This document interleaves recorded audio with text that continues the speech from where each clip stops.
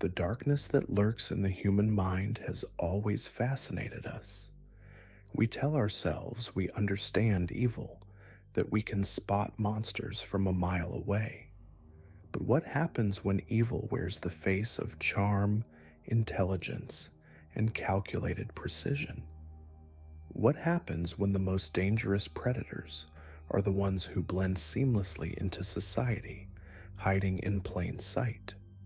Today, we're diving into the twisted minds of 5 serial killers whose names might not be household knowledge, but whose crimes are so disturbing, so methodically brutal, that they'll haunt you long after you've heard their stories. These aren't your typical serial killer documentaries.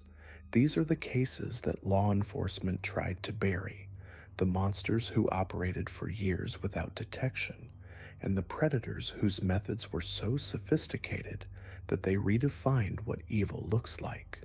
Edmund Kemper, the brilliant giant who turned his own intellect into a weapon. The Barnaul maniac, a phantom who terrorized Russian universities and vanished without a trace. Kenneth Bianchi and Angelo Buono, the cousin duo who turned the hills of Los Angeles into a hunting ground. The Bigfoot killer, whose massive frame left terror in Detroit's shadows.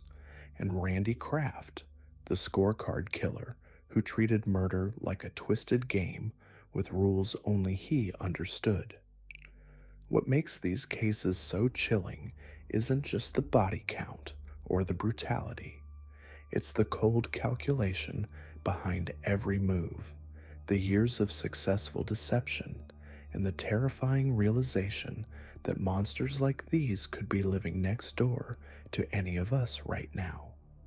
By the end of this series, you'll understand why these 5 killers represent some of the most dangerous minds in criminal history, and why their stories serve as a stark reminder that evil doesn't always announce itself with fanfare. Let's begin with a man whose story starts in the most ordinary way possible, in the quiet suburbs of California, where a young boy's violent fantasies would eventually explode into one of the most disturbing killing sprees in American history. Edmund Emil Kemper III was born on December 18, 1948, into what appeared to be a typical middle-class family. Standing 6 feet 9 inches tall and weighing over 280 pounds by his teenage years, Ed was impossible to ignore. But it wasn't his imposing physical presence that made him dangerous. It was his mind. With an IQ of 145, Kemper possessed the kind of intelligence that could have taken him anywhere in life. Instead, he used it to become one of the most calculating and methodical killers in criminal history. The first signs of trouble emerged early. As a child, Kemper displayed the classic triad of warning signs that criminologists now recognize as predictors of violent behavior. He was fascinated by fire, wetting his bed well into his teens, and most disturbingly, he tortured animals with a level of creativity that shocked even hardened investigators. But these weren't random acts of childhood cruelty. Even then, Kemper was experimenting, learning, perfecting techniques he would later use on human victims. His relationship with his mother, Clarnell, was toxic beyond description. She was verbally abusive, emotionally manipulative, and seemed to take pleasure in humiliating her son. She would lock him in the basement, telling him she was afraid he might harm his sisters. The irony is chilling because her fears would prove prophetic, though not in the way she imagined. That basement became Kemper's laboratory of hate, where he would sit in darkness for hours, nurturing fantasies that grew more violent and detailed with each passing day. At 15, those fantasies exploded into reality in the most shocking way possible. On August 27, 1964, Kemper was staying with his grandparents at their remote ranch in the mountains of California. After an argument with his grandmother about his desire to hunt birds, something inside him snapped. He went to his room, grabbed a rifle, and returned to the kitchen where his grandmother sat at the table. Without warning, without another word, he shot her in the back of the head. As she fell forward, he fired 2 more shots into her back, then pulled out a knife and began stabbing her repeatedly. When his grandfather returned from running errands, Kemper met him in the driveway. The old man never saw it coming. 1 shot to the head, and he was dead before he hit the ground. Kemper then calmly walked into the house and called his mother. When she asked what happened, he simply said, "I had a fight with Grandma, and I shot her." When police arrived, they found a scene that defied comprehension. Here was a 15-year-old boy who had just committed a double murder, sitting calmly on the front porch, showing no emotion, no remorse, no indication that anything unusual had happened. The psychological evaluation that followed painted a picture of a mind that was already broken beyond repair. Court psychiatrists diagnosed him with paranoid schizophrenia, though later experts would question this diagnosis. What they all agreed on was that Kemper was extremely dangerous and needed to be confined indefinitely. He was sent to Atascadero State Hospital, a maximum security facility for the criminally insane, where he would spend the next 5 years of his life. But here's where Kemper's story takes an even more disturbing turn. Instead of deteriorating in the hospital, he thrived. His superior intelligence allowed him to manipulate the system from day one. He became a model patient, charming the staff, participating in therapy sessions where he said exactly what the doctors wanted to hear. He memorized psychology textbooks, learning the language of mental health professionals so he could mirror their expectations back to them perfectly. More disturbingly, Kemper was given access to psychological tests and profiles of other patients, including violent criminals and sexual predators. He studied these cases like a student preparing for an exam, absorbing techniques, methods, and psychological patterns that he would later incorporate into his own crimes. The hospital that was supposed to rehabilitate him instead became his graduate school in murder. By 1969, at the age of 21, Kemper had convinced his doctors that he was cured. Despite recommendations that he should never be allowed to live with his mother due to their toxic relationship, the hospital released him directly into her care. It was a decision that would prove catastrophic, though it would take several years for the full horror of that mistake to become apparent. Kemper moved in with his mother in Santa Cruz, California, a college town that would soon become the hunting ground for one of the most prolific serial killers in American history. On the surface, he appeared to be adjusting well to life outside the hospital. He got a job with the California Department of Transportation, where his size and strength made him valuable for manual labor. He was quiet, reliable, and seemed to have left his violent past behind. But beneath this facade of normalcy, something far more sinister was brewing. Kemper had learned to hide his true nature, to present the face that society expected to see, while nurturing the darkness that had been growing inside him since childhood. He was no longer the impulsive teenager who had killed his grandparents in a moment of rage. He had evolved into something far more dangerous, a predator with the intelligence to plan, the charm to disarm his victims, and the patience to wait for the perfect opportunity to strike. He would drive around Santa Cruz and the surrounding areas, picking up young female hitchhikers. In the early 1970s, hitchhiking was common among college students, and the sight of a clean-cut young man in a well-maintained car offering a ride didn't raise any red flags. Kemper was counting on this trust, and he used it to perfect his approach. During these early encounters, he wouldn't harm the women. Instead, he would engage them in conversation, study their reactions, learn their patterns. He was conducting research, gathering intelligence about how young women behaved when they were alone and vulnerable. In 1972, Santa Cruz was still reeling from a series of brutal murders that had shattered its image as a peaceful college town. The very year Edmund Kemper began his spree, the community was already on edge, newspapers warning residents to lock their doors and avoid traveling alone at night. What they didn't know was that their worst nightmare was just beginning, and it was hiding in plain sight, driving a yellow Ford Galaxy, picking up young women with the kind of smile that made them feel safe. Kemper's method was chillingly simple.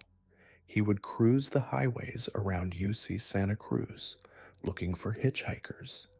Young women, usually students, would see this massive but seemingly gentle man and feel comfortable enough to get in his car.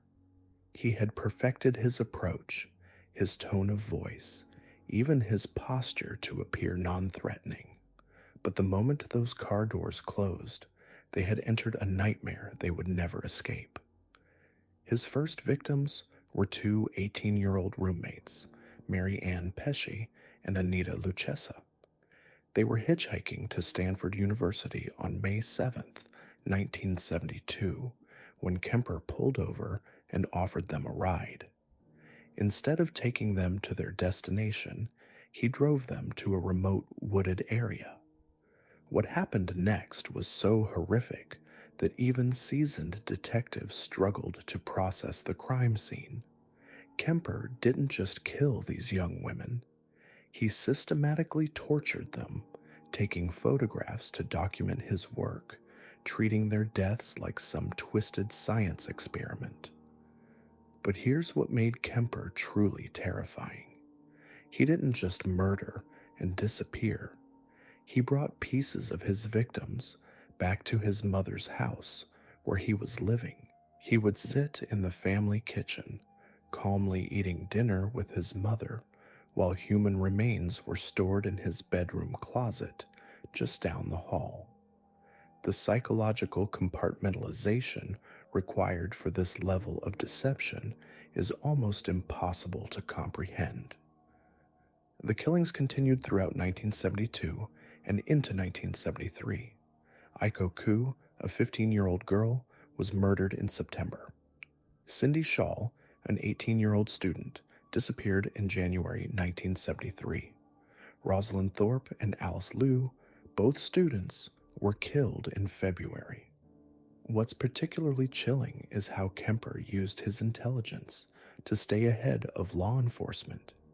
He would frequent a bar called the Jury Room, a place where local police officers would unwind after their shifts. Kemper would buy them drinks, listen to their conversations about the ongoing investigation, and even offer his own theories about the killer's psychology. The cops nicknamed him Big Ed and considered him a friend. They had no idea that the man buying their beers was the same person they were desperately trying to catch. This wasn't just arrogance, it was psychological warfare.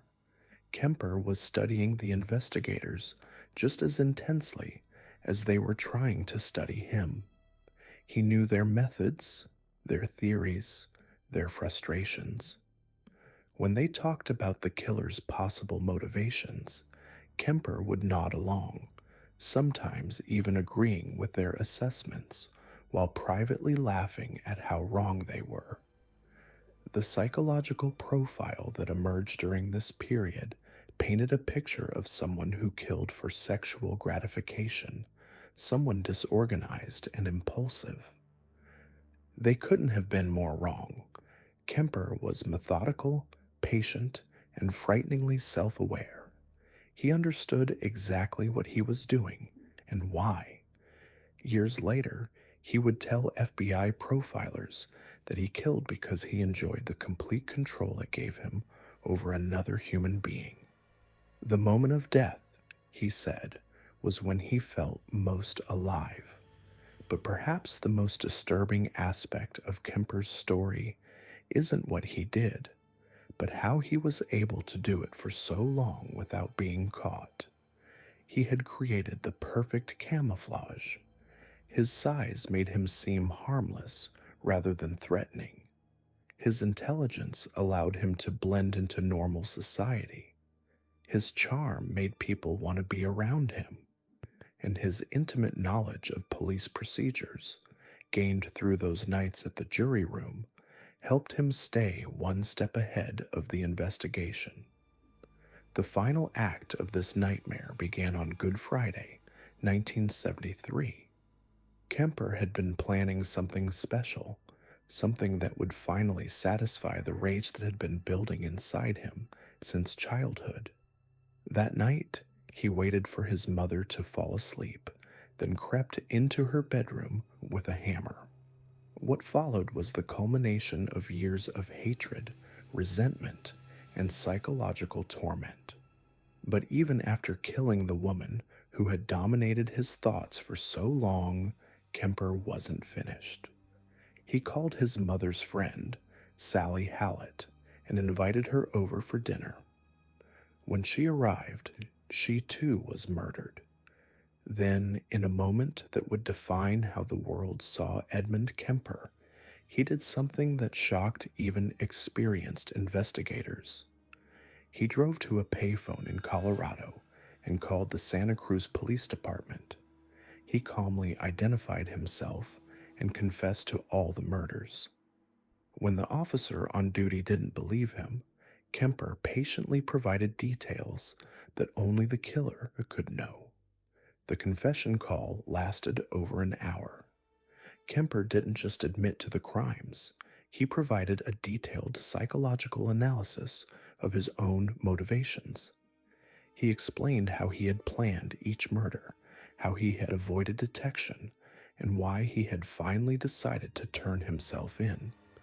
The officer taking the call later said it was like listening to a clinical lecture on murder delivered by the murderer himself. When Kemper was finally arrested, he cooperated fully with investigators. He led them to burial sites they hadn't discovered. He provided details about victims they hadn't connected to him. He answered every question with the kind of clinical precision that made even hardened detectives uncomfortable. This wasn't the rambling confession of a madman. This was the methodical debriefing of someone who had approached murder like a career. During his interviews with FBI profilers, Kemper would become one of the most studied serial killers in American history. His insights into criminal psychology would help shape how law enforcement approaches serial murder investigations. But what made these interviews so valuable wasn't just Kemper's intelligence, it was his complete lack of remorse. He could discuss his crimes with the same emotional detachment that a surgeon might use to describe a complex operation. The scope of Kemper's psychological manipulation extended far beyond his victims. He had fooled his mother, his friends, the police officers who considered him a buddy, and even the psychiatrists who had evaluated him. Everyone who met Edmund Kemper came away thinking they had encountered a gentle giant, a man who wouldn't hurt a fly. The mask he wore was so convincing that some people who knew him refused to believe he was guilty even after his confession. Today, Edmund Kemper remains in prison, where he has spent more than 50 years. He has never shown genuine remorse for his crimes. In recent interviews, he continues to display the same chilling intelligence that made him so dangerous. When asked about his victims, he speaks about them like objects, experiments that taught him something about human nature. The monster that began developing in that 10-year-old boy has never been tamed, only contained. But the story of Edmund Kemper is more than just a catalog of horrors. It's a window into how evil can hide in plain sight, how intelligence without empathy becomes a weapon, and how the most dangerous predators are often the ones who seem the most harmless. Moving now to our next case, we descend into the frozen wastelands of Siberia, where in the late 1990s, the city of Barnaul became a hunting ground for one of Russia's most terrifying and elusive predators. This wasn't some creature from the wilderness. This was something far more sinister, a human monster who stalked the corridors of higher education, preying on young women with dreams of a better future. Between 1997 and 2000, 11 victims disappeared or were found murdered in and around Barnaul, a quiet industrial city in the Altai region. The killer became known as the Barnaul maniac, and what made this case so chilling wasn't just the brutality of the crimes, but the calculated way he selected his victims. These weren't random killings.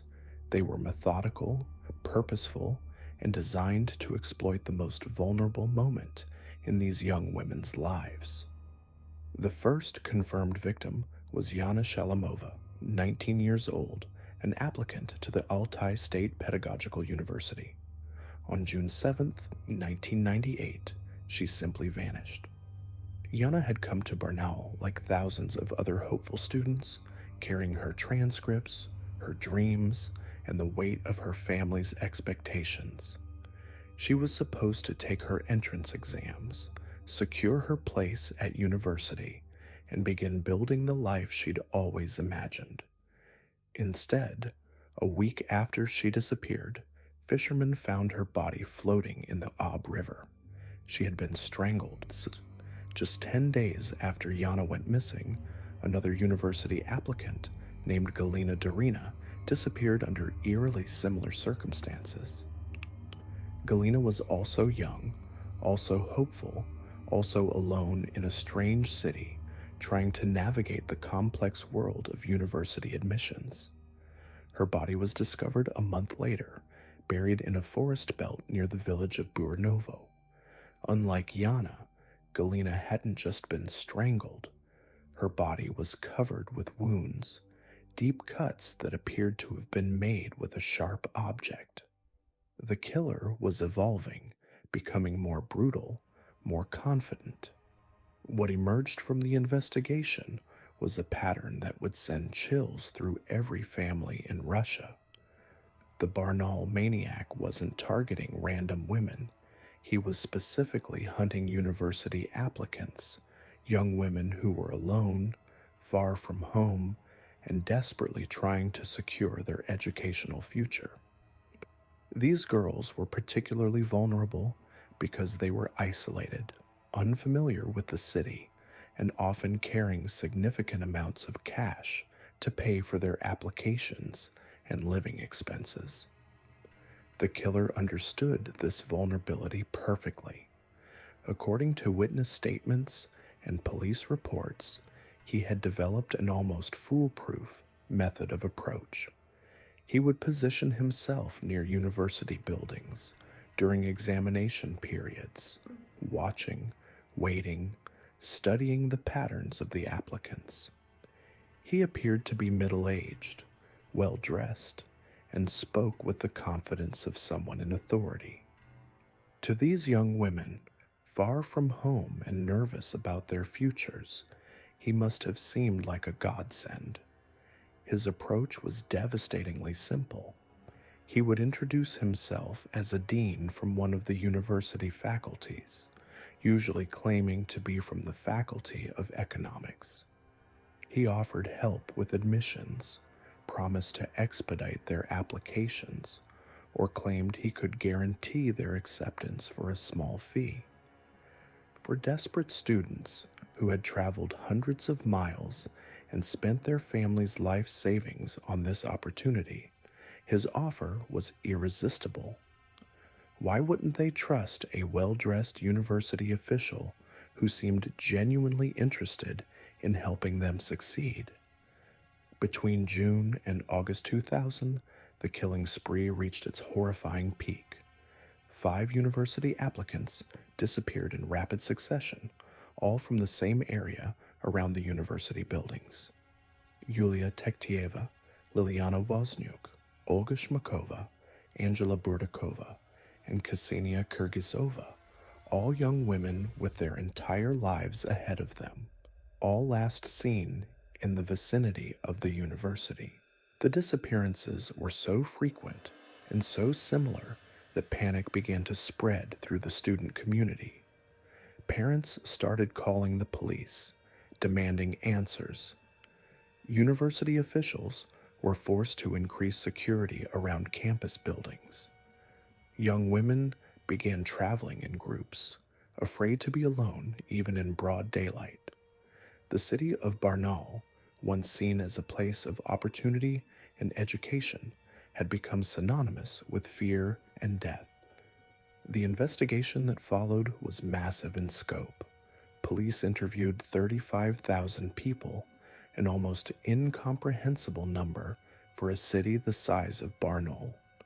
They questioned teachers, university workers, students, graduates, shopkeepers, taxi drivers, anyone who might have had contact with the missing women. They compiled 71 photographs of individuals who had been seen offering assistance to university applicants. They even tracked down car owners who had parked near the university buildings, desperate for any lead that might crack the case. During this investigation, a crucial breakthrough emerged.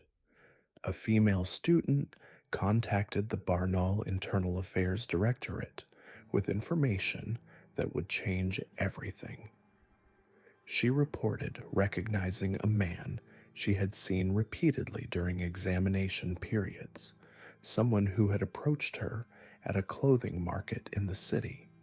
He had introduced himself as a dean from the Faculty of Economics and offered to help with her university admission. The man was identified as Alexander Anisimov, 45 years old, with previous convictions for hooliganism and theft. On the surface, he seemed to fit the profile perfectly. Customers at the market described him as sociable and helpful, exactly the kind of person who could gain the trust of vulnerable young women. He was married with 3 children and owned a Voaz TUI 109, a common Soviet-era car that wouldn't attract attention. On October 27, 2000, Anisimov was detained for questioning. When police searched his apartment and garage, they discovered what appeared to be a killer's arsenal: 2 axes, multiple knives, a shotgun, a hunting rifle, ammunition, and handcuffs. The evidence seemed overwhelming. Here was a man with the means, the opportunity, and a history of criminal behavior who had been seen repeatedly near the university during the time when the murders occurred. But then something extraordinary happened, something that would leave this case forever shrouded in mystery. In November 2000, just weeks after Anisimov's arrest, he committed suicide. He died before he could be formally charged, before he could stand trial, and before he could confess to or deny the crimes that had terrorized Barnaul for 3 years. The timing of his suicide seemed to confirm his guilt. Why would an innocent man take his own life just as the investigation was closing in? Police were confident they had found their killer, but Anisimov's death meant they would never have definitive proof. The case was officially closed, but the questions lingered. The investigation into the Barnaul maniac revealed something else, something that spoke to the broader corruption and moral decay that plagued Russian institutions during this period. While searching for the killer, police uncovered 36 other crimes, including cases of bribery and sexual harassment by teachers at the Altai State Technical University. Several professors were fired as a result of these discoveries, suggesting that the vulnerability of young students was being exploited in ways that went far beyond murder. The Barnaul maniac case remains one of Russia's most disturbing, unsolved mysteries, not because we don't know who the killer was, but because we'll never know for certain. Alexander Anisimov took his secrets to the grave, leaving behind only questions and the devastating legacy of 11 young lives cut short. What makes this case particularly haunting is how it exploited one of humanity's most noble aspirations, the desire for education and self-improvement. These young women weren't engaged in risky behavior. They weren't in dangerous situations by choice. They were simply trying to build better lives for themselves and their families.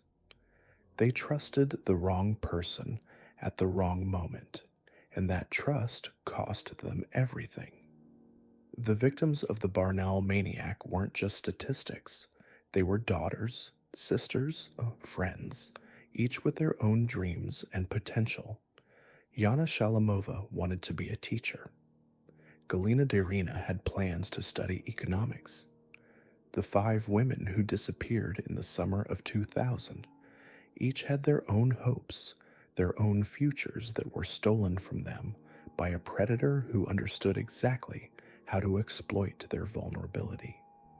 Today, the case serves as a grim reminder that evil often wears a friendly face, that monsters don't always lurk in dark alleys or abandoned buildings. Sometimes, they position themselves in places of trust and authority, using our most basic human needs, like the desire for help and guidance, as weapons against us. The Barnaul maniac understood that desperate people are easy to manipulate, and he used that understanding to devastating effect. The families of his victims never received the closure that comes with a trial and conviction. They were left with only the cold comfort that their daughter's killer was probably dead, that he could never hurt anyone else.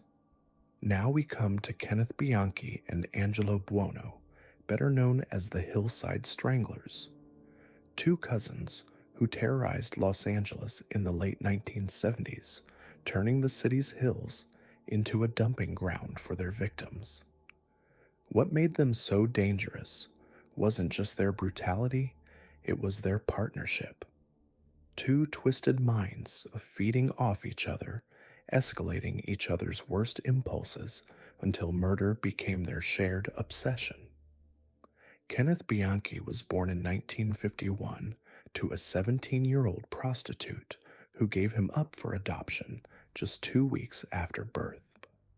From the moment he could speak, his adoptive mother described him as a compulsive liar. Not the innocent fabrications of childhood, but calculated deceptions that seemed to come naturally to him. He would lie about everything, big and small, creating elaborate stories that served no purpose other than to manipulate those around him. By his 20s, Bianchi had drifted to Los Angeles, drawn like so many others by the promise of reinvention. But instead of chasing dreams, he found his cousin, Angelo Buono. Buono was everything Bianchi aspired to be: smooth, confident, successful with women. He wore expensive clothes, drove nice cars, and seemed to have mastered the art of getting what he wanted. What Bianchi didn't realize was that beneath Buono's polished exterior was something far darker than his own twisted fantasies. Angelo Buono was older, more experienced, and infinitely more dangerous. He had spent years perfecting his ability to manipulate and control women. He ran an upholstery shop that served as the perfect front for his real activities. The workshop was soundproofed, isolated, and equipped with everything two predators would need to carry out their darkest impulses. When Bianchi entered his life, Buono found the perfect partner in crime, someone younger, more malleable, someone he could mold into his own image. Their first kills were almost experimental. Two prostitutes found strangled and dumped on hillsides northeast of Los Angeles in October 1977. The media barely noticed. These were women society had already written off, casualties of the streets that most people preferred to ignore. But Bianchi and Buono weren't satisfied with being overlooked. They wanted attention, they wanted fear, and they were willing to escalate to get it. The murders that followed weren't random acts of violence. They were carefully planned theatrical productions. The cousins would cruise the streets in Buono's car, sometimes impersonating police officers, flashing fake badges, and convincing young women to get into their vehicle. Other times, they would pose as talent scouts or photographers, preying on the dreams of girls who had come to Los Angeles, hoping to make it in Hollywood. Once they had their victims isolated, the real horror began. They didn't just kill these women, they tortured them. They experimented with different methods of murder, like scientists conducting research, strangulation, electric shock, lethal injection, carbon monoxide poisoning. Each death was a chance to perfect their techniques, to satisfy their growing appetite for control and suffering. The bodies were found posed on hillsides throughout Los Angeles County, arranged with disturbing precision. The killers wanted their work to be discovered, wanted the city to know that something monstrous was stalking its streets, and it worked. The media dubbed them the Hillside Stranglers, and panic began to spread through Los Angeles. What made their killing spree so terrifying was the randomness of their victim selection. They killed prostitutes and college students, teenagers, and young mothers. Some were abducted from middle-class neighborhoods, others from Hollywood's seedier districts. The only common thread was that they were young women, vulnerable and alone when the killers found them. Between October 1977 and February 1978, 10 young women and girls lost their lives to Bianchi and Buono's twisted partnership. The youngest was just 12 years old. Each murder was more brutal than the last, as if the cousins were competing with themselves to see how much horror they could inflict. The final victim was 20-year-old Cindy Lee Hudspeth, a student and part-time waitress whose body was found in the trunk of her own car, pushed off a cliff near the Angeles National Forest. She had been raped, tortured, and strangled, her body showing evidence of the same methodical cruelty that had marked all their previous kills. But success bred carelessness.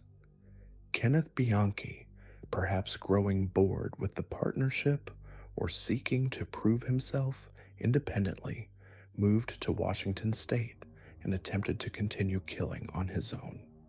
In January 1979, he murdered 2 college students in Bellingham, but this time he made mistakes. Police connected him to the scene, and when they arrested him, the entire Hillside Strangler case began to unravel. Faced with the death penalty, Bianchi did what came naturally to him. He lied. He claimed to have multiple personalities, insisting that an alternate identity had committed the murders while his true self remained innocent. But psychiatrists saw through his performance. This wasn't mental illness, it was manipulation taken to its logical extreme. Eventually, Bianchi made a deal. He would plead guilty and testify against his cousin in exchange for life in prison instead of death. His testimony painted a picture of Angelo Buono as the dominant partner, the mastermind who had corrupted him and led him down this path of violence. But investigators knew better. This wasn't a case of one man corrupting another. This was two predators who had found each other and amplified each other's worst impulses. Angelo Buono's trial became the longest in American legal history at the time, stretching from November 1981 to November 1983. The evidence was overwhelming, but Buono never showed remorse, never admitted guilt, never explained why he had chosen to become a monster. He was sentenced to life in prison without the possibility of parole and died of a heart attack in 2002, taking his secrets with him to the grave. Kenneth Bianchi remains imprisoned in Washington state, still spinning lies, still manipulating anyone willing to listen. Even behind bars, he managed to convince a woman named Veronica Compton to attempt a copycat murder that would supposedly prove the real Hillside Strangler was still free. The plan failed, but it demonstrated that decades in prison hadn't diminished his ability to manipulate and corrupt others. The Hillside Strangler case revealed something disturbing about the nature of evil. It showed how two damaged individuals could come together and create something far worse than the sum of their parts. Bianchi and Buono didn't just enable each other's crimes, they elevated them, pushing each other to greater heights of cruelty and depravity. Their story is a reminder that monsters don't always work alone. Sometimes, the most dangerous predators are the ones who find kindred spirits, partners who share their twisted vision of the world.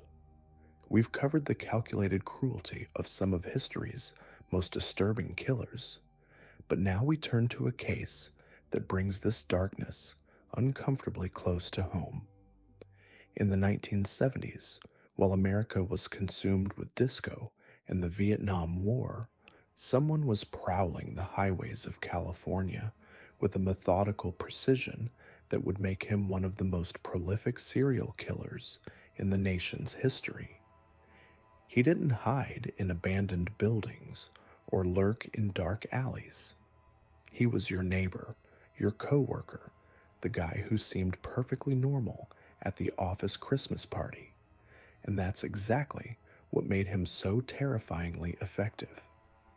His name was Randy Stephen Kraft, though the media would come to know him by several chilling monikers: the Scorecard Killer, the Freeway Killer, and the Southern California Strangler. Between 1971 and 1983, Kraft methodically hunted, tortured, and murdered dozens of young men, primarily targeting Marines and hitchhikers along California's sprawling highway system.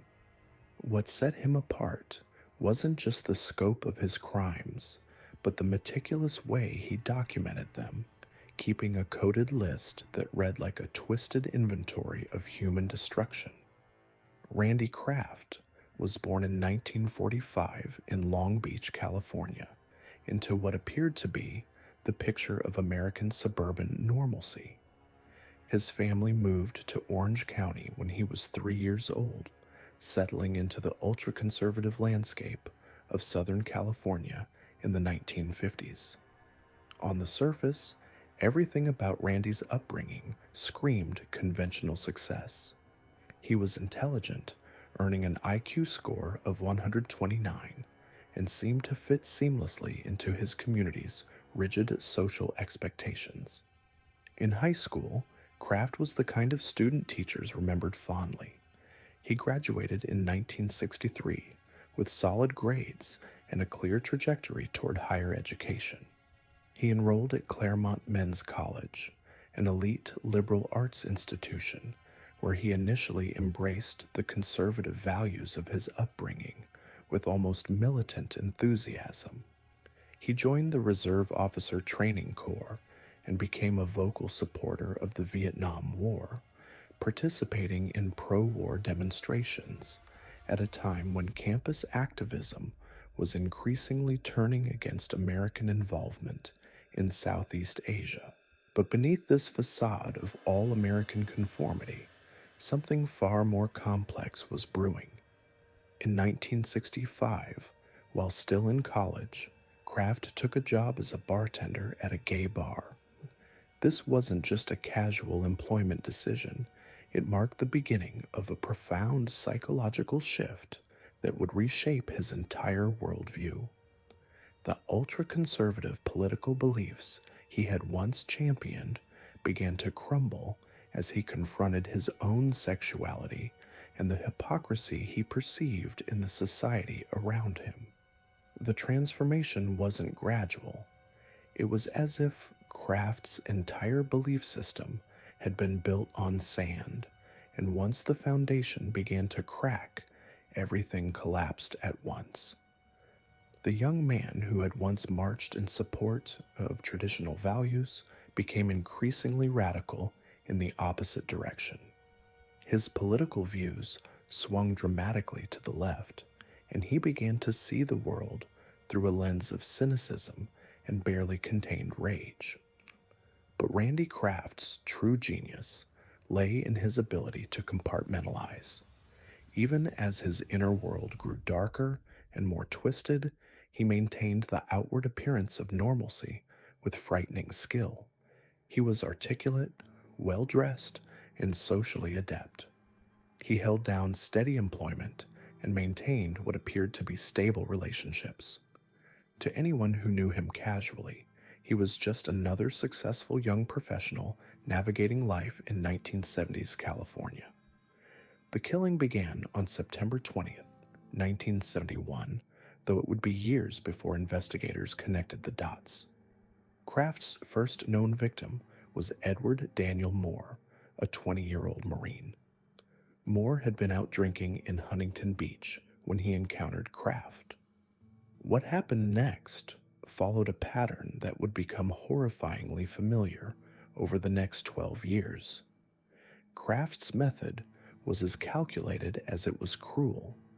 He would approach young men, often Marines on leave or hitchhikers traveling California's highways, and offer them rides or invite them to parties. His victims were typically vulnerable in some way, far from home, intoxicated, or simply trusting enough to accept help from a clean-cut, well-spoken stranger. Once he had them isolated, usually in his car or at his apartment, Kraft would drug them with a combination of alcohol and prescription medications. The torture that followed defies comprehension. Kraft didn't simply kill his victims, he systematically destroyed them, both physically and psychologically. He would keep them alive for hours, sometimes days, subjecting them to sexual assault and physical mutilation while they drifted in and out of consciousness from the drugs. The level of planning involved was staggering. He carried cleaning supplies, plastic sheets, and restraints in his car, transforming his vehicle into a mobile chamber of horrors. But perhaps the most chilling aspect of Kraft's crimes was his record keeping. He maintained a coded list, written in a shorthand that only he fully understood, documenting each victim with cryptic entries that served as grotesque trophies. The list, discovered after his arrest, contained over 60 entries, each representing a human life reduced to a few enigmatic words or phrases. Entries like angel and airplane corresponded to specific victims, though investigators could only definitively connect a fraction of them to actual murders. The geographic scope of Kraft's hunting ground was vast. He operated primarily along the freeway systems of Southern California, but his killing spree extended into Oregon and Michigan. This mobility made him nearly impossible to track, as different jurisdictions rarely communicated effectively about similar crimes. Kraft exploited these gaps in law enforcement coordination with the same methodical precision he brought to everything else. His victims shared certain characteristics that revealed the calculating nature of his selection process. They were predominantly young men between the ages of 18 and 25, often with military connections. Many were hitchhikers or men he encountered at bars. Kraft had a particular preference for Marines, possibly because their training made them confident and less likely to perceive him as a threat until it was too late. The irony was bitter. These young men, trained to defend their country, became prey for a predator who used their own sense of duty and trust against them. One of the most haunting aspects of the Kraft case is how close he came to being caught on multiple occasions, only to slip away due to bureaucratic oversights or sheer luck. In 1975, he was actually questioned by police in connection with the disappearance of Keith Davin Crotwell, a Marine whose body was found in Riverside County. But without physical evidence linking Kraft to the crime, investigators had no choice but to let him go. He walked out of that police station and continued killing for 8 more years. The end came almost by accident, which makes it all the more unsettling to consider how long Kraft might have continued if not for a routine traffic stop. On May 14th, 1983, just after 1 a.m., California Highway Patrol officers noticed a car weaving erratically on the freeway near Mission Viejo. When they pulled the vehicle over on suspicion of drunk driving, they found Randy Kraft behind the wheel, seemingly intoxicated. But what they discovered in the passenger seat changed everything. Terry Lee Gambrell, a 25-year-old Marine from Camp Pendleton, was slumped in the front seat, dead. The officers initially assumed they were dealing with a drunk driving incident that had turned tragic, but as they examined the scene more closely, the true horror began to emerge.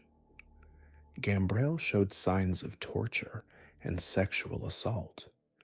In the trunk of Kraft's car, officers found the notebook containing his coded death list, along with prescription drugs and other incriminating evidence.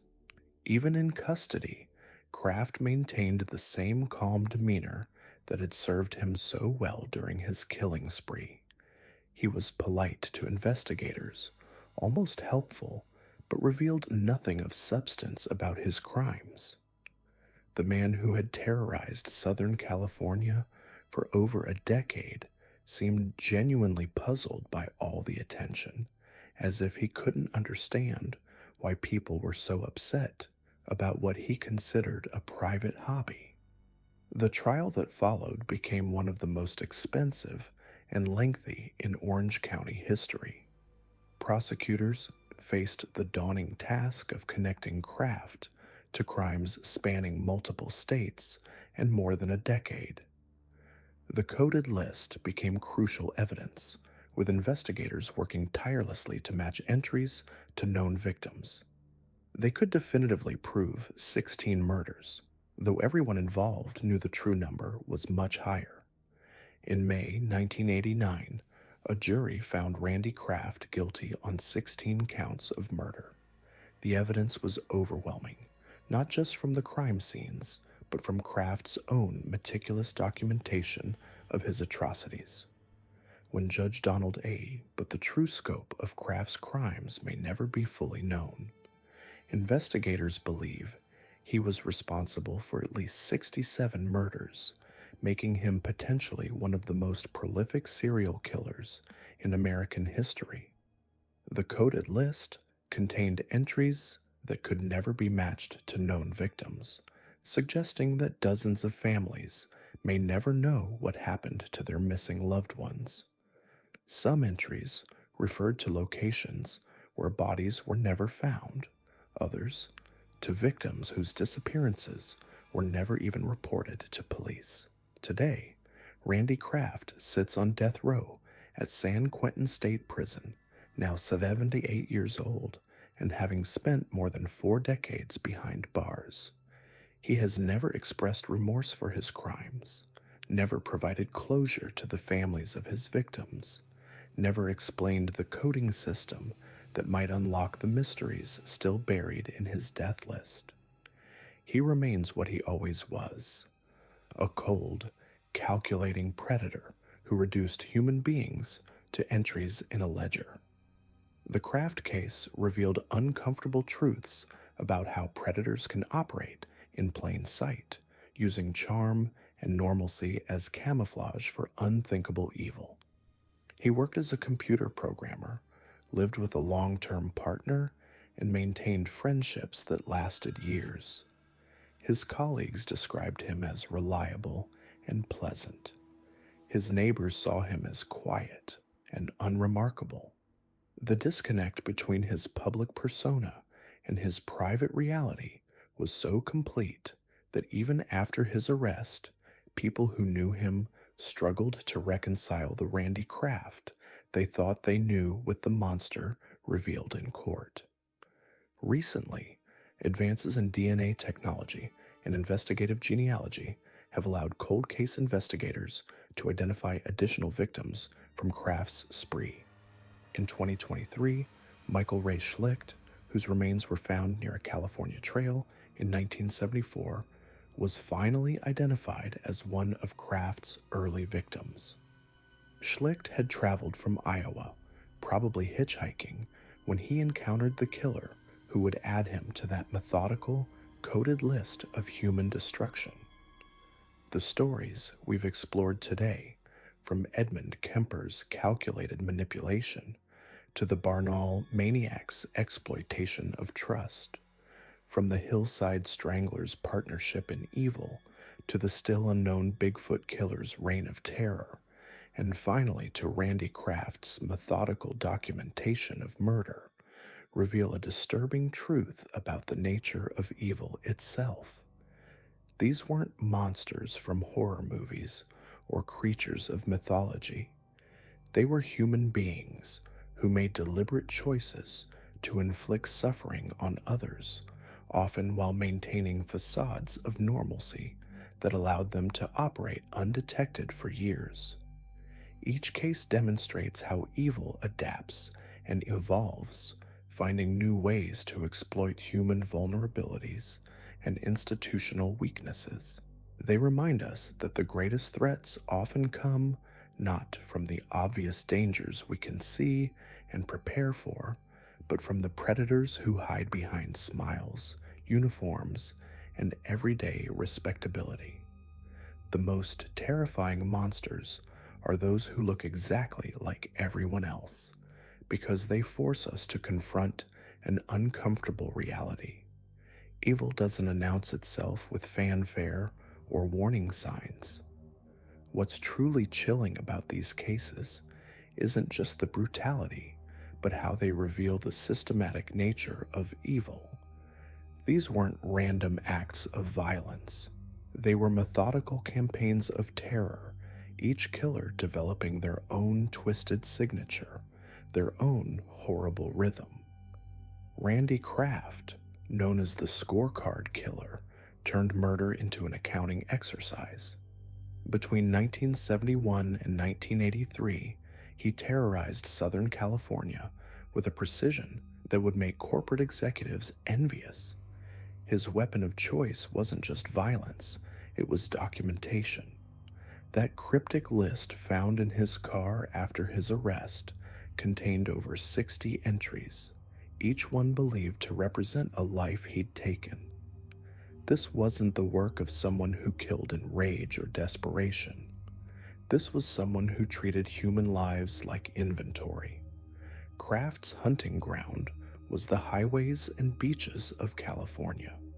He preyed on young men, often Marines, hitchhikers, anyone vulnerable enough to accept a ride from a seemingly normal guy. And that's what made him so dangerous. He looked like every other middle-class professional, clean-cut, well-dressed, driving a nice car. Who would suspect that behind that ordinary facade was someone keeping score of murders like a twisted game? His method was as calculated as his record-keeping. He would drug his victims, making them helpless while he tortured them. The details that emerged during his trial were so horrific that even seasoned investigators struggled to process them. He would burn victims with cigarettes, mutilate them while they were still alive, and then dump their bodies along freeways like discarded trash. The fact that he could do this repeatedly for over a decade shows just how perfectly he'd learned to camouflage himself in normal society. What's particularly disturbing is how long he operated undetected, 12 years, over 100 potential victims across multiple states. The only reason he was caught was pure chance, a routine traffic stop where officers found him with a dead Marine in his passenger seat. Without that random encounter, he might have continued indefinitely, adding more entries to his macabre scorecard. The final case that haunts investigators to this day is the Bigfoot killer. In 1975, someone was systematically hunting prostitutes in Detroit's Cass Corridor. 7 women died between February and October, all strangled after being raped and beaten. The killer got his nickname from witnesses who described his unusually large hands and feet, possibly suggesting he suffered from acromegaly, a condition that causes abnormal growth. What makes this case particularly tragic is how it exposed society's indifference to certain victims. These women were poor, marginalized, working the streets to survive. When they started disappearing, authorities barely noticed. It wasn't until the body count became impossible to ignore that police took action. Even then, the investigation was hampered by the fact that few people cared about dead prostitutes. The killer's method was consistent and cruel. He would approach women offering $15 for services, then force them into his beige Oldsmobile at knife point. What followed was a nightmare of sexual violence before he strangled them and dumped their bodies. He chose his victims carefully, targeting women who were unlikely to be missed quickly, women whose disappearances wouldn't spark massive search efforts. Despite having multiple survivors who provided descriptions, despite having a composite sketch, despite knowing his car and his methods, the Bigfoot killer was never caught. Carl Mayweather Jr. was arrested and considered a prime suspect, but alibis cleared him of involvement. The real killer simply vanished, leaving behind 7 dead women and no answers. He would be over 80 years old now if still alive, meaning justice will likely never come for his victims' families.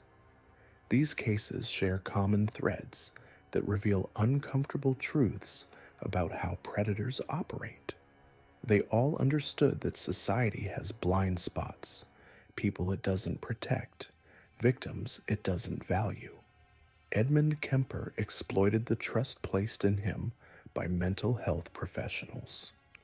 The Barnaul maniac targeted young women seeking education and better lives.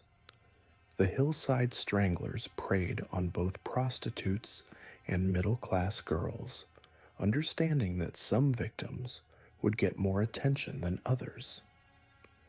Randy Kraft hunted young men on highways, knowing that drifters and hitchhikers often disappear without extensive investigations. The Bigfoot killer stalked women society had already abandoned. Each of these killers also demonstrated the terrifying patience that separates serial killers from other criminals. They weren't acting in passion or desperation. They were playing a long game, perfecting their methods, learning from each crime how to be more efficient next time. They studied their victims, identified weaknesses, and exploited them with surgical precision. Perhaps most disturbing of all is how normal they appeared to those around them. Kemper charmed FBI profilers and prison staff. The Barnaul maniac was described as helpful and sociable by customers at his market stall. Bianchi and Buono maintained relationships and jobs while committing their crimes. Kraft worked as an engineer at a respected company. These weren't obvious monsters lurking in shadows. They were neighbors, co-workers, people you might sit next to on a bus without a second thought. The legacy of these cases extends far beyond their immediate victims. They've changed how we understand criminal behavior, how we profile offenders, and how we protect potential victims. But they've also revealed the darkest truth about human nature, that evil doesn't announce itself with horns and fangs. It wears a smile, offers help, and gains your trust before revealing its true nature. The families of these victims still live with unanswered questions. Some cases remain officially unsolved, others ended with convictions, but no real understanding of why these men chose to become monsters. The randomness of their victim selection means that countless people survived simply because they chose a different route home, declined a ride, or weren't in the wrong place at the wrong time. These stories force us to confront an uncomfortable reality, that genuine evil exists, that it can be patient and intelligent and methodical, and that it often hides behind the most ordinary faces. The Bigfoot killer emerged from the shadows of Detroit's Cass Corridor in 1975, a predator who understood that society's most vulnerable made the perfect victims. While law enforcement scrambled to piece together clues, families grieved for women whose lives had been deemed expendable by a system that barely acknowledged their existence. The Cass Corridor was Detroit's forgotten corner, a stretch of streets where desperation lived openly and hope died quietly. It was here, among the broken streetlights and abandoned buildings, that women sold their bodies just to survive another day. They were mothers, daughters, sisters, but to most of the city they were invisible. That invisibility made them perfect prey. The killings began in February 1975 with a brutality that shocked even seasoned investigators. The victims weren't just murdered, they were destroyed. Each woman was lured with the promise of $15, a small fortune for someone living meal to meal. The killer would drive up in his beige Oldsmobile, flash that money, and offer what seemed like easy work. But once they got in that car, they entered a nightmare from which they'd never return. What made this killer particularly terrifying wasn't just his methods, but his precision. He wasn't killing in rage or passion. Every move was calculated, every detail planned. He would beat them first, breaking their spirit before breaking their bodies. Then came the sexual assault, prolonged and methodical. Finally, he would strangle them, watching the life drain from their eyes, before dumping their bodies like trash along roadsides and in abandoned lots. The nickname Bigfoot came from the witnesses who survived his attempted attacks. They all described the same thing: massive hands and feet, unnaturally large for even a tall man. Some investigators theorized he suffered from acromegaly, a hormonal disorder that causes abnormal growth. But theories didn't help catch him, and the bodies kept piling up. 7 confirmed victims fell to his violence between February and October 1975. Sharon Brown, Patricia Williams, Diane Williams, no relation despite sharing a surname, Brenda Beasley, Sandra Beasley, again no family connection, Patricia Morrow, and Diane Cobb. 5 were black, 2 were white, all were poor, all were forgotten by everyone except the killer who stalked them. The investigation revealed the systematic failures of a city that had given up on its most vulnerable citizens. Police resources were stretched thin, but more damning was the attitude toward the victims. These weren't considered priority cases. The women were written off as high risk, as if their lifestyle choices somehow justified their brutal murders. Community activists had to organize rallies just to get law enforcement to admit there was a serial killer operating in their neighborhood. When witnesses came forward describing their attacker, the details painted a picture of calculated evil. He would approach potential victims with an almost disarming politeness, offering more money than they typically earned. But something in his eyes warned them, a coldness that made several women refuse his offers and walk away. Those who sensed that danger and trusted their instincts survived. Those who didn't became statistics. The breakthroughs almost came in January 1976 when Carl Mayweather Jr. was arrested during an attempted rape in River Rouge. Everything seemed to fit. He was tall, athletic, wore size 12.5 shoes, and physically matched every witness description. Born into wealth, educated, holding a leadership position in his father's company, Mayweather seemed like the perfect suspect, the kind of man who could blend into any environment, who had the resources to hunt without arousing suspicion. But as investigators dug deeper, Mayweather's alibis held up. For at least 4 of the murders, he could prove he was somewhere else entirely. The relief of thinking they'd caught their monster quickly turned to the crushing realization that the real killer was still out there, still hunting, still claiming lives in the shadows of Detroit's underbelly. The investigation consumed thousands of hours and involved interviewing over 35,000 people. Every lead was followed, every tip investigated, every possible connection explored.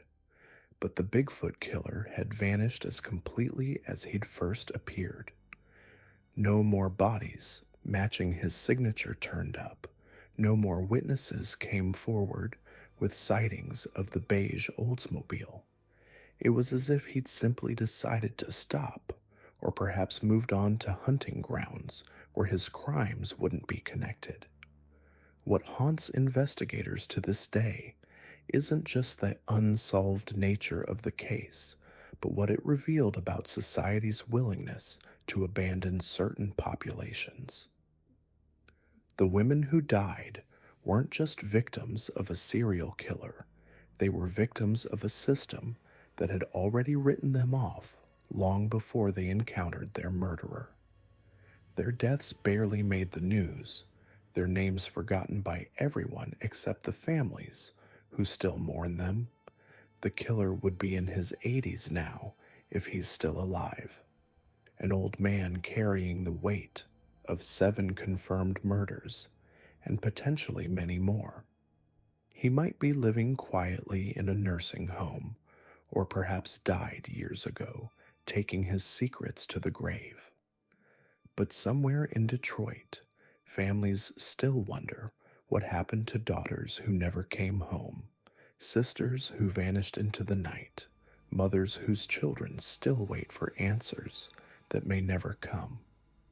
This case stands as a stark reminder that evil doesn't always wear a mask or hide in the shadows. Sometimes it drives slowly through forgotten neighborhoods in broad daylight, looking for society's most vulnerable members. Now let's turn our attention to the most chilling killer on our list, a man who turned murder into an art form of documentation. Randy Kraft didn't just kill, he kept score. For over a decade, this unassuming computer programmer terrorized Southern California with a methodical precision that would make him one of the most prolific serial killers in American history.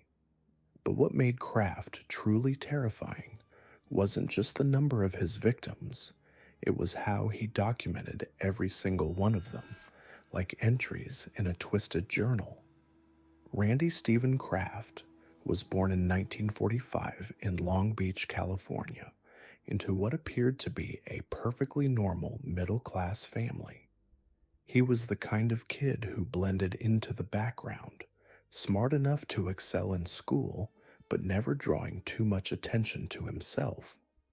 His early years painted the picture of American normalcy, growing up in Orange County when it was still more farmland than suburban sprawl.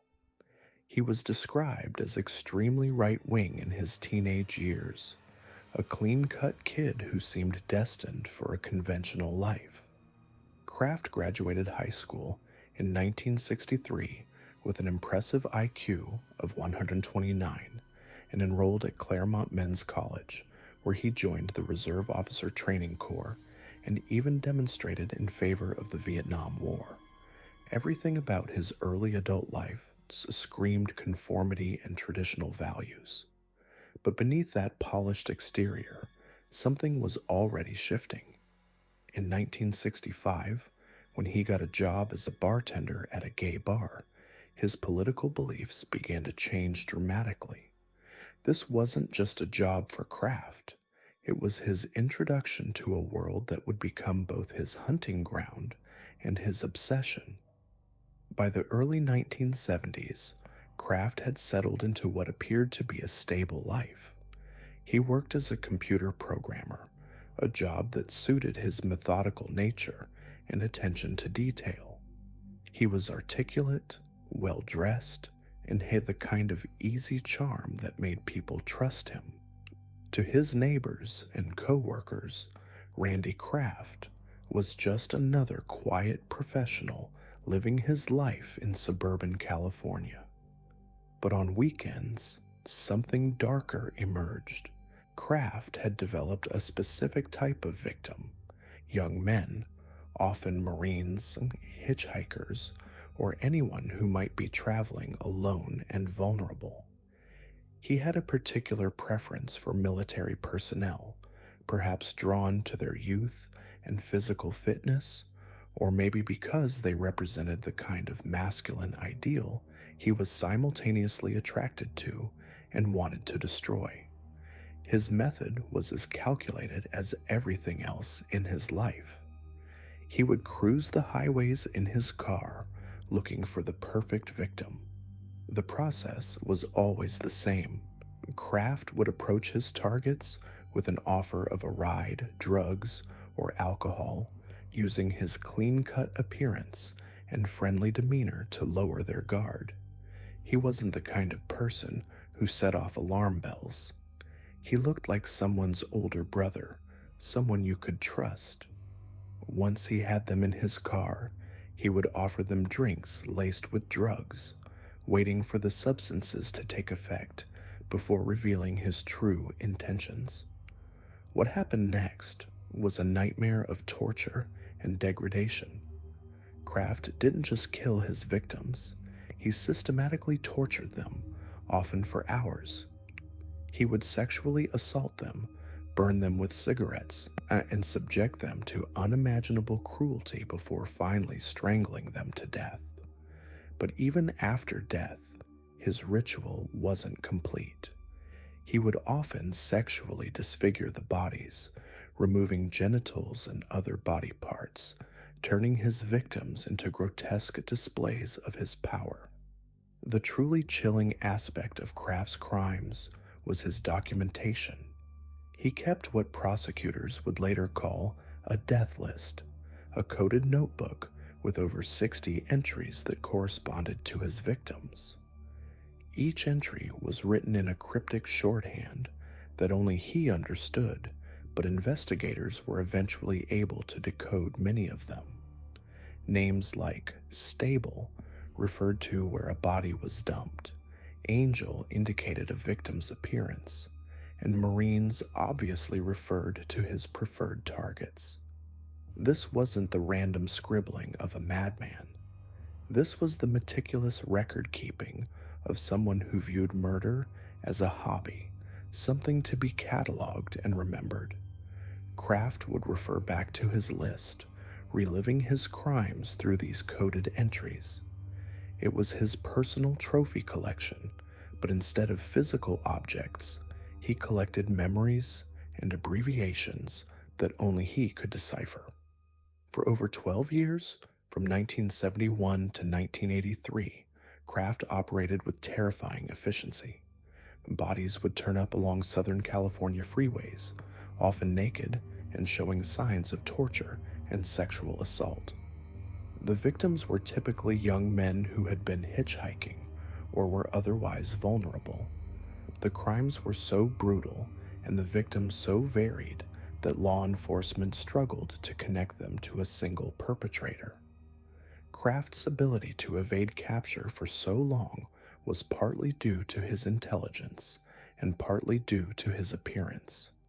He didn't fit the profile of what people expected a serial killer to look like.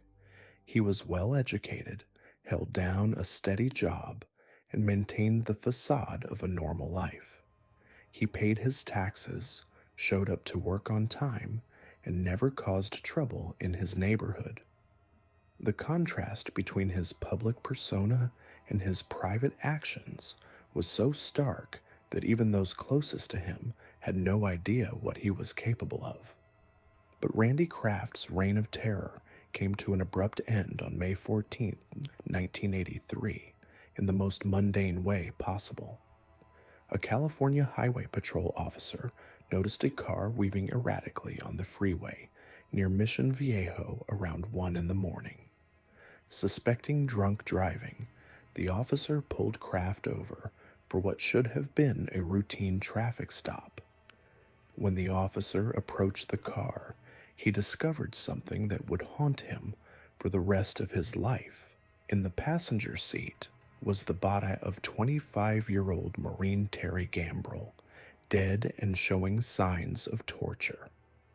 Kraft was arrested on the spot, calm and cooperative, as if he'd been expecting this moment for years.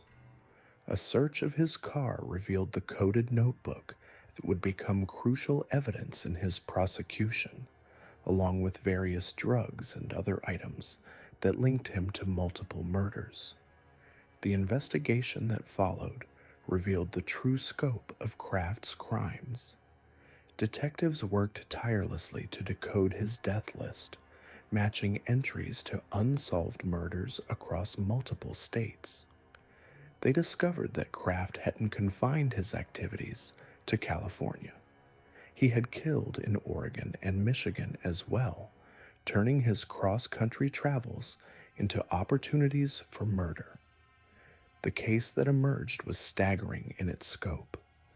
Kraft was ultimately convicted of 16 murders, but investigators believe he was responsible for at least 65 others, possibly more than 100. The coded list suggested victims that were never found, murders that were never connected to him, and a level of prolific killing that made him one of the most successful serial killers in American history. During his trial, the full horror of Kraft's methods became clear. Prosecutors presented evidence of torture so severe that even experienced homicide detectives struggled to process it.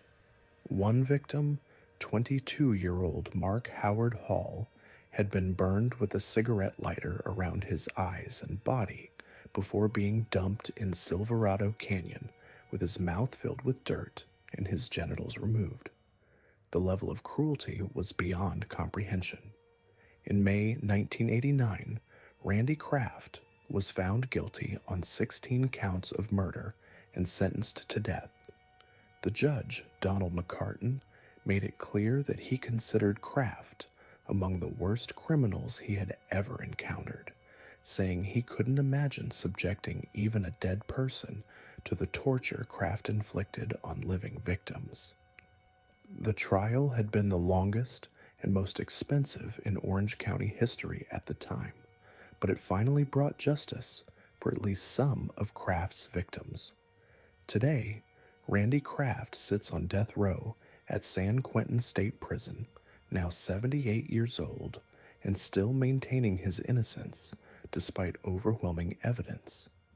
He has never shown remorse for his crimes, never provided closure to the families of his victims, and has spent decades filing appeals and legal challenges. His coded death list remains partially unsolved, meaning there are still victims whose families may never know what happened to their loved ones. The case of Randy Kraft reveals something deeply disturbing about the nature of evil. Here was a man who appeared completely normal, who functioned successfully in society, who could charm and manipulate anyone he met. Yet behind that facade was someone capable of unimaginable cruelty, someone who turned murder into a systematic hobby and kept detailed records of his victims like a collector cataloging stamps. What makes Kraft's story particularly chilling is how long he operated undetected. For 12 years, he moved through society like a ghost, selecting victims, committing horrific crimes, and then returning to his normal life as if nothing had happened. His ability to compartmentalize his actions, to maintain his public persona while privately engaging in torture and murder, speaks to a level of psychological sophistication that makes him one of the most dangerous types of predators. The families of his victims continue to struggle with questions that may never be answered. How many young men died at Randy Kraft's hands? How many entries in his coded list represent people who simply vanished without a trace? How many families spent years wondering what happened to their sons, brothers, and fathers while Kraft continued his killing spree? Recently, advances in DNA technology and investigative genetic genealogy have led to new identifications of Kraft's victims. Michael Ray Schlicht, who disappeared in 1974, was identified nearly 50 years after his death as one of Kraft's early victims. These identifications provide some closure, but they also serve as reminders of just how many lives were destroyed by one man's twisted desires. Randy Kraft represents the ultimate nightmare, a killer who hid in plain sight for over a decade, documenting his crimes like a hobbyist collecting butterflies. His story reminds us that evil doesn't always announce itself with obvious warning signs. Sometimes it wears a friendly smile, drives a clean car, and offers to help when you're most vulnerable. We've peeled back the layers of 5 monsters who lived among us, who walked the same streets, breathed the same air, and wore masks of normalcy while harboring unthinkable darkness. But here's what haunts me most about these cases. It's not just the brutality, not just the numbers, not just the methods. It's how long they operated, how many chances there were to stop them, how many systems failed, how many red flags were ignored. Edmund Kemper sat in interviews with FBI profilers, charming them with his intelligence, while describing how he dismembered his own mother. The Barnaul maniac preyed on vulnerable young women For 3 years, while 35,000 people were questioned and the real predator slipped through every net. Kenneth Bianchi and Angelo Buono terrorized Los Angeles for months, leaving bodies on hillsides like calling cards, before a random traffic stop in Washington finally ended the nightmare.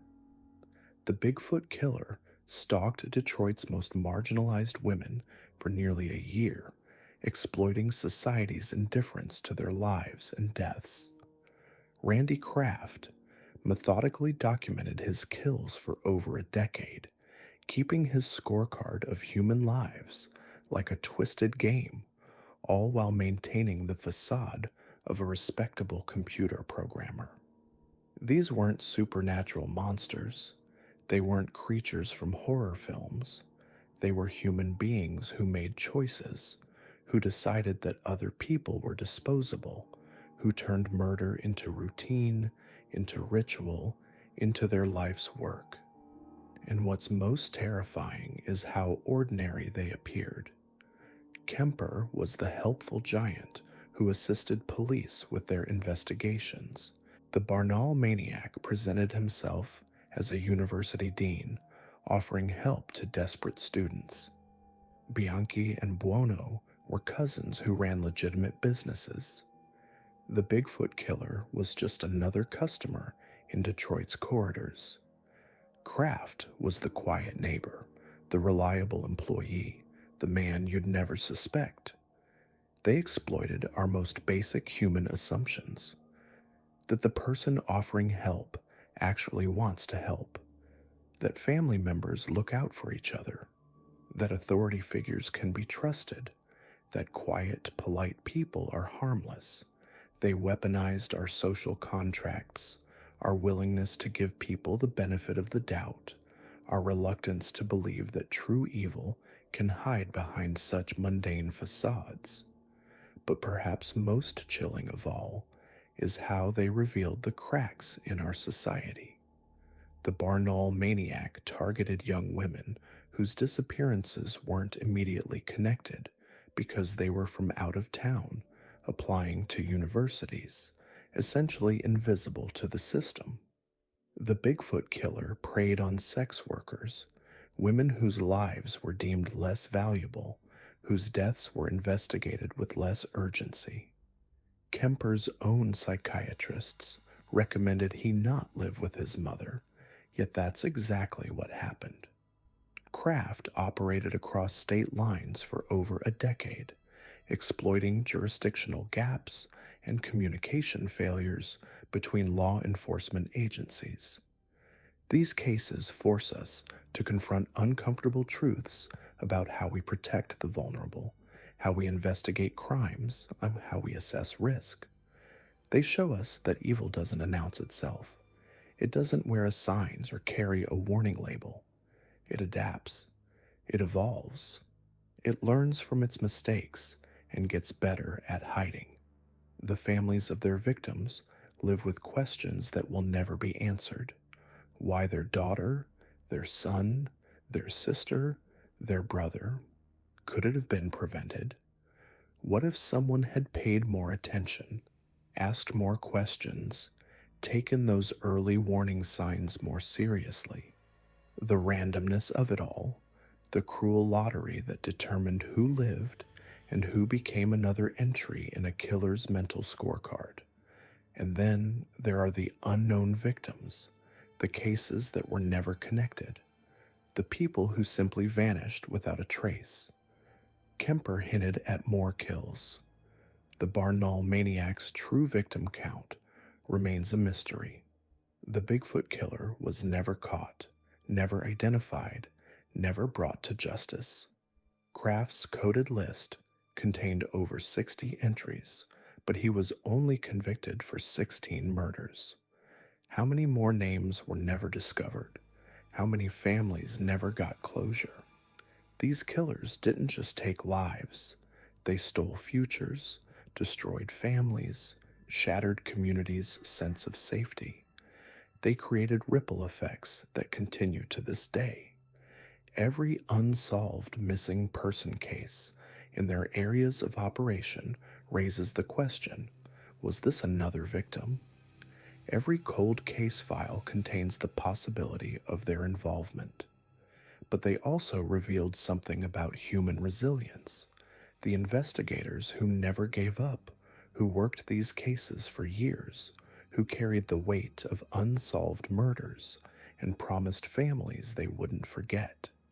The survivors who somehow escaped, whose testimonies helped build cases against their attackers. The communities that came together, that demanded action, that refused to let these crimes fade into obscurity. The true horror of these cases isn't just what these men did, it's how easily they did it, how long they went undetected, how many opportunities existed to stop them, how many warning signs were missed or ignored, how many victims could have been saved if someone, somewhere, had connected the dots just a little bit sooner. These 5 cases represent just a fraction of the predators who have walked among us.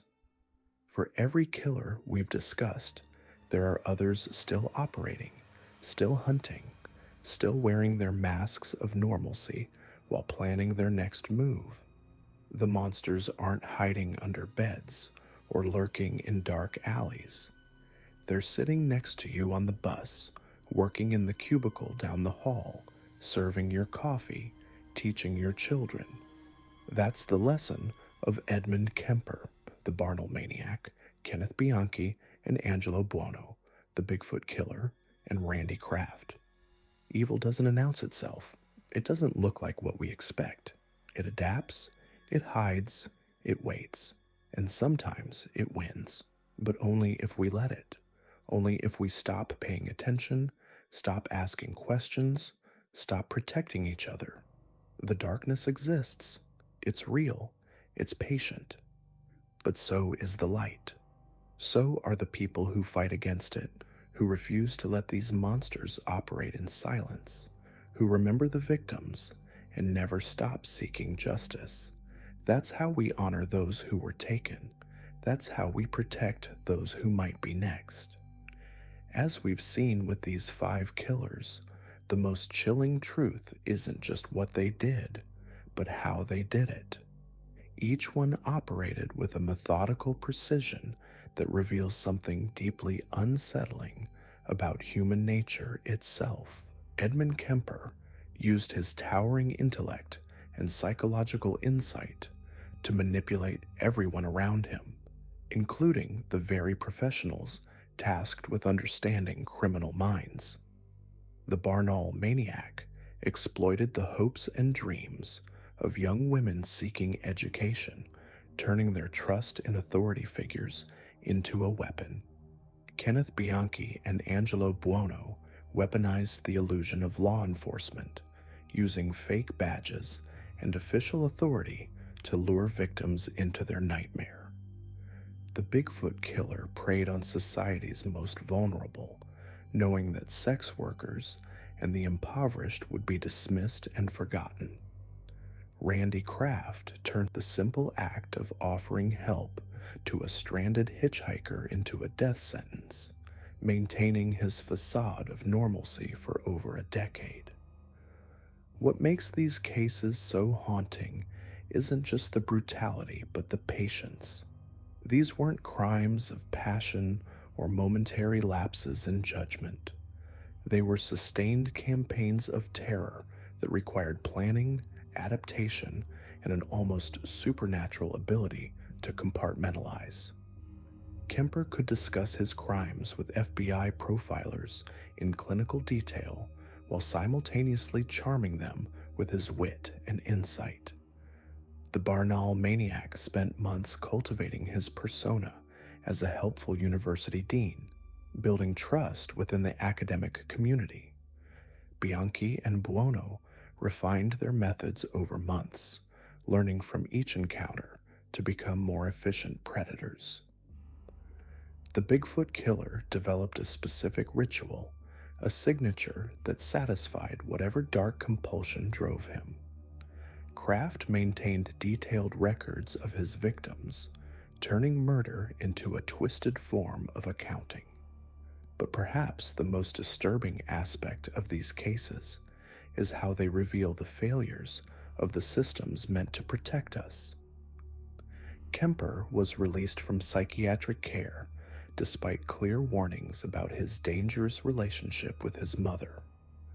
The Barnaul investigation interviewed 35,000 people but couldn't prevent the prime suspect from taking his own life, denying families the closure they deserved.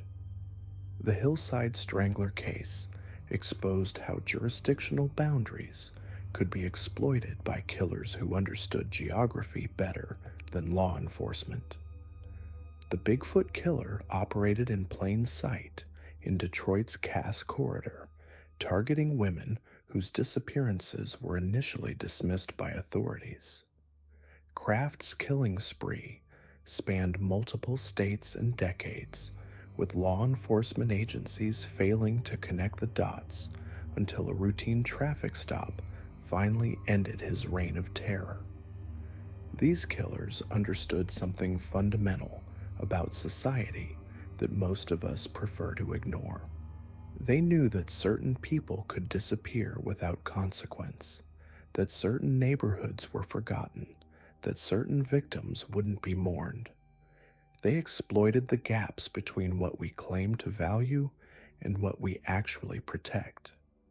Young women seeking education, hitchhikers looking for rides, sex workers trying to survive, college students walking alone at night. These victims represented the everyday trust that holds society together, and these killers systematically destroyed that trust. The psychological profiles that emerged from these cases paint a picture of minds that had crossed a line most of us can't even imagine. They didn't just kill, they savored the process. Kemper described his crimes with an almost academic detachment, as if discussing a research project rather than multiple murders. The Barnaul maniac's ritualistic approach suggested someone who had transformed killing into a form of worship. Bianchi and Buono turned murder into a collaborative art form, feeding off each other's depravity. The Bigfoot killer's methodical approach, the specific payment amount, the consistent weapon choice, the careful victim selection, revealed a mind that had reduced human life to a formula. Kraft's scorecard turned death into a game with rules only he understood. What's particularly chilling is how these killers adapted and evolved.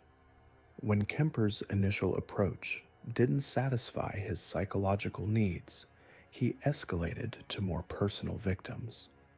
When the Barnaul maniac's methods attracted attention, he refined his approach to avoid detection. When Bianchi and Buono realized they could impersonate police officers, they exploited that authority to its fullest extent. When the Bigfoot killer understood that targeting marginalized victims reduced his risk of capture, he doubled down on that strategy. When Kraft realized that interstate travel confused investigations, he expanded his hunting grounds across multiple states. These cases also reveal how killers can hide in plain sight, often for years or even decades. They maintained jobs, relationships, and social connections while simultaneously committing unthinkable acts. Kemper worked alongside police officers who came to trust and respect him. The Barnaul maniac was described by customers as helpful and sociable, a family man with children. Bianchi and Buono operated businesses and maintained romantic relationships throughout their killing spree.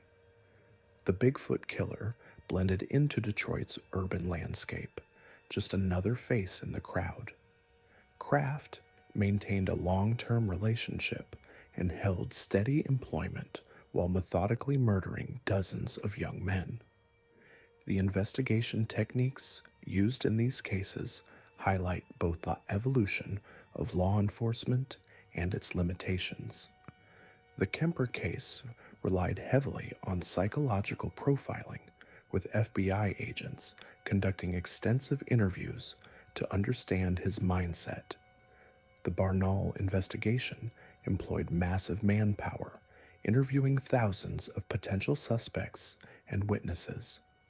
The Hillside Strangler case showcased early forensic techniques and the importance of interagency cooperation. The Bigfoot killer investigation demonstrated the challenges of solving crimes in urban environments where witnesses are scarce and trust in authority is low. The Kraft case illustrated how seemingly unrelated murders across vast geographical areas could be connected through careful analysis of evidence and patterns.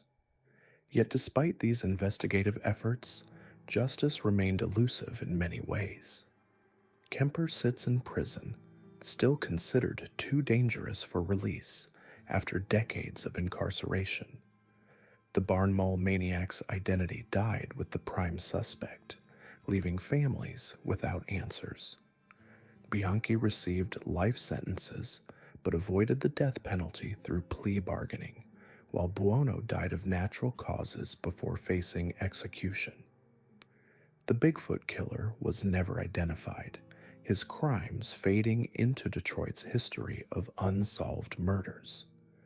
Kraft remains on death row, his appeals continuing decades after his conviction, while the families of his suspected victims still seek confirmation of their loved ones' fates.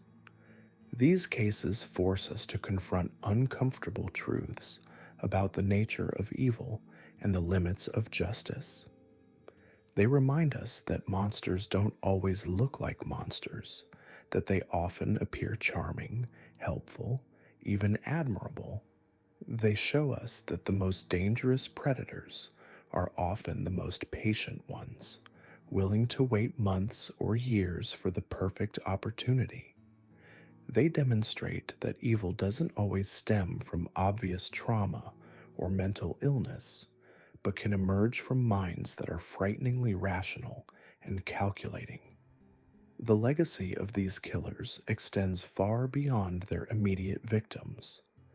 They changed how we think about safety, trust, and vulnerability. Parents became more protective of their children. Women became more cautious about accepting help from strangers.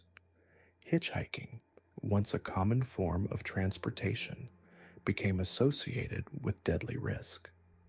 Sex workers organized to protect themselves from predators who exploited their marginalized status.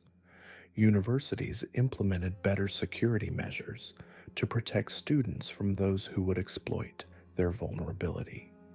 But perhaps most importantly, these cases remind us that evil is not some abstract concept or distant threat.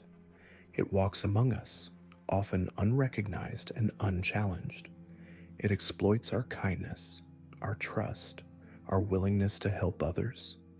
It thrives in the gaps between what we know and what we're willing to acknowledge, between what we fear and what we're prepared to face. The 5 killers we've examined today represent different faces of the same fundamental darkness that exists within human nature.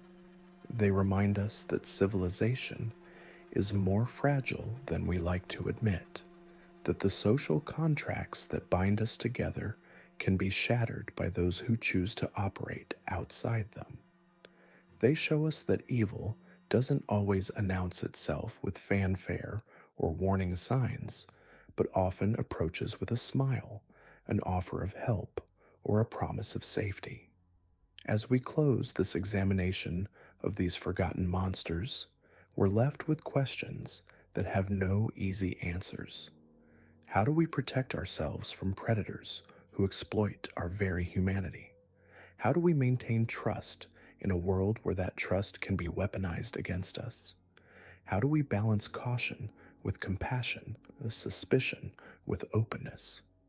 Perhaps the only honest answer is that we can't eliminate evil entirely, but we can refuse to forget its victims or ignore the lessons their deaths teach us. We can remember that Edmund Kemper's victims were more than case studies in a psychology textbook. We can honor the young women in Barnaul who died pursuing their dreams of education. We can acknowledge that the Hillside Strangler victims deserved justice, not just headlines. We can recognize that the Bigfoot killer's victims mattered, regardless of their circumstances. We can ensure that Randy Kraft's victims are remembered as human beings, not just entries on a twisted scorecard. The most evil serial killers you've never heard of may have escaped the spotlight that follows more famous cases, but their crimes echo through the decades. They remind us that evil adapts, evolves, and endures. They show us that the capacity for monstrous behavior exists alongside the capacity for great good, sometimes within the same communities, the same families, even the same individuals. In the end, these cases serve as a stark reminder that the price of safety and justice is eternal vigilance, not just from law enforcement, but from all of us. They challenge us to remain aware without becoming paranoid, to stay compassionate without becoming naive, to seek justice without becoming consumed by vengeance. The darkness these killers represented continues to exist in our world today, taking new forms and finding new victims. But so does the light that opposes it, the determination of investigators who refuse to give up, the courage of survivors who speak out, the love of families who refuse to let their lost loved ones be forgotten. These are the stories that need to be told, not to glorify evil, but to understand it, not to create fear, but to promote awareness, not to satisfy morbid curiosity, but to honor the memory of those who died and to protect those who might yet live. In remembering these forgotten monsters and their victims, we take a small but important step toward ensuring that such darkness never again finds it so easy to hide in plain sight.